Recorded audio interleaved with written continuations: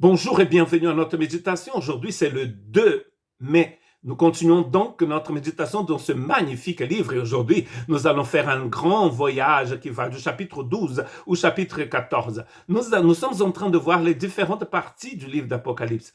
1 à 3, 4 à 7, 8 à 11 et 12 à 13. Cette partie va introduire en fait les ennemis de l'Église, à commencer par le dragon. Mais juste avant, je voulais vous montrer que quand même cette partie, aussi comme les autres, vont de la mort de Jésus, même de la naissance de Jésus, au retour du Christ, à la deuxième venue du Christ. Apocalypse chapitre 12, verset 5, « Elle enfanta un fils qui doit paître toutes les nations avec une verge de fer. Et son enfant fut enlevé vers Dieu et vers son trône. » Quel enfant peut être enlevé vers le trône de Dieu? Il n'y en a qu'un. C'est celui qui règne pour les siècles des siècles. Donc forcément, ce texte du chapitre 12 n'est pas en train de parler de quelque chose qui va arriver. Il est en train de dire ce qui est arrivé déjà, c'est-à-dire la naissance de Jésus. Celui qui gouverne les nations, ce n'est pas l'ennemi, c'est Jésus. Il y a des gens qui pensent que Satan a toute la puissance. C'est Jésus qui a toute la puissance. Quand il a toute la puissance, il ne reste rien pour l'ennemi du Seigneur. Et le Seigneur nous dit d'ailleurs dans les évangiles que le diable est le père du mensonge. Il imite même le Seigneur. D'ailleurs, nous allons voir ça dans ces chapitres d'Apocalypse.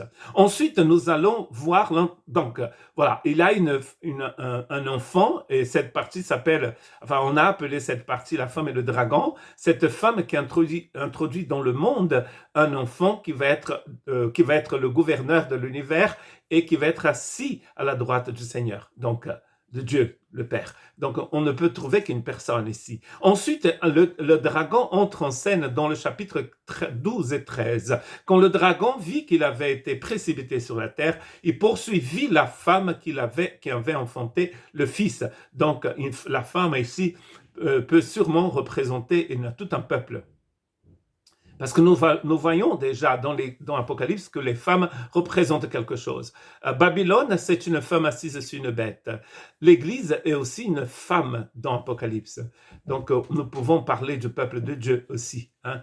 Tout le peuple de Dieu. Les 12 plus 12. L'Ancien, le Nouveau, tout le peuple de Dieu.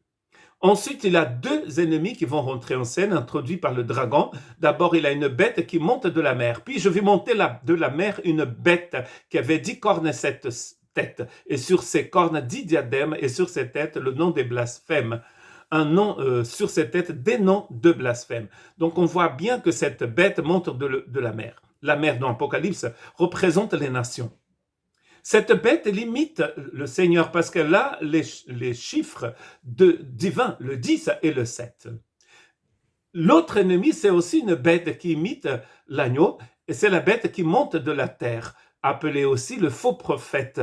Et cela, c'est dans Apocalypse 13, versets 11 et 12. Puis je vis monter de la terre une autre bête qui avait 2 cornes semblables à celles d'un agneau et qui parlait comme un dragon. Très intéressant. La bouche parle de la plénitude du cœur. Quand on voit cette bête, on dit, tiens, c'est un agneau. Mais dès qu'elle parle, ah d'accord, c'est le dragon toujours. Et on voit bien que la nature de la bête vient de l'agneau. On peut appeler cela la Trinité abominable. Il a le dragon et 2 bêtes. Et là, c'est clair que cette bête imite l'agneau. Elle a même 2 cornes comme un agneau, mais quand elle parle, c'est le dragon. Satan va venir déguiser, n'est-ce pas, en quelque chose, en ange de lumière même, c'est écrit. Et ici, il est déguisé en agneau, mais ça ne marche pas parce que ceux qui appartiennent au Seigneur reconnaissent bien que c'est un faux prophète et pas l'agneau. Elle exerçait toute l'autorité de la première bête en sa présence. Elle obligea la terre et ses habitants à adorer la première bête dont la blessure mortelle avait été guérie. Donc, les 2 associés du dragon. Un quatrième associé, donc un troisième ennemi, quatrième ennemi et un troisième associé, c'est Babylone. Dans le chapitre 14, verset 8, un autre ange suivi en disant « Elle est tombée, Babylone, la grande, qui a abreuvé toutes les nations du vin de la fureur de sa débauche. » Donc une ville, comme nous avons déjà vu, il a 2 villes importantes dans Apocalypse. Il a la Nouvelle Jérusalem, qui représente l'épouse de l'agneau, c'est pas moi qui le dis, c'est le texte. « Viens, dit un ange à Jean, et je vais te montrer l'épouse de l'agneau. » Jean va quelque part, sur une montagne, j'en sais rien, et qu'est-ce qu'il voit? la Nouvelle Jérusalem. Donc la Nouvelle Jérusalem, c'est clairement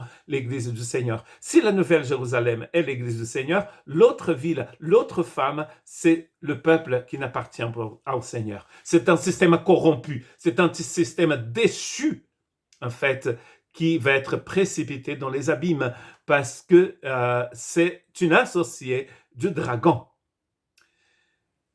Nous avons commencé cette partie avec la naissance de Jésus dans Apocalypse 12 et nous finissons avec le retour et le jugement, le retour du Christ et le jugement dernier. Dans le chapitre 14, verset 4, « Je regardais et voici, il y avait une nuée blanche et sur la nuée était assis quelqu'un qui ressemblait à un fils de l'homme, ayant sur sa tête une couronne d'or et dans sa main une faucille tranchante. » Et dans le début de ce chapitre, on voit l'Église sous le mention.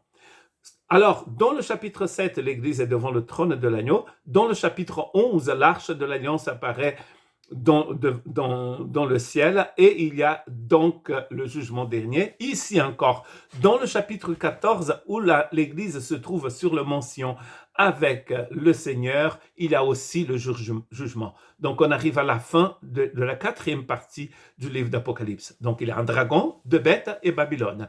Le dragon, c'est écrit dans le texte, c'est Satan, l'ancien serpent, et le diable. Les bêtes, il va falloir regarder bien toutes les Écritures pour comprendre ce que ça veut dire. Mais Babylone, on est sûr que c'est le contraire de la Nouvelle Jérusalem. Et donc, qu'est-ce qui va se passer? Qu'est-ce qui va se passer? C'est que c'est déjà écrit dans Apocalypse 17, 14 que ces forces du mal, ces 4 choses vont combattre l'agneau, mais l'agneau les vaincra. D'ailleurs, l'agneau les a déjà vaincus. Et ceux qui sont avec l'agneau vont vaincre aussi toutes ces choses. Rien ne peut vous séparer de l'amour du Christ.